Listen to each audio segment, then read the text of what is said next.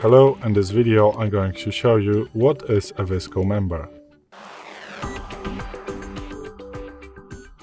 So, as you can see, I do have a little writing right here below my profile name on a VSCO that says member, and the member means that I do have right now the paid version of a VSCO. So I do have, I'm paying for the options that VSCO gives me as a membership, and I do have and every member do have some more options to the editing. So let's say I want to edit this video, and as you can see, all the tools right here are available for me. The magic wand is available for me, the effects are available for me, and the recipes that I have created and saved are also available for me.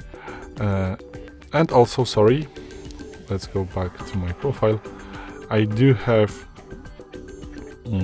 option to create spaces, and I do have option to create a community. So this is basically it about the membership of a VSCO. Thanks for watching. I hope this video helped you. If it did, please leave a like and consider to subscribe to our channel. Bye.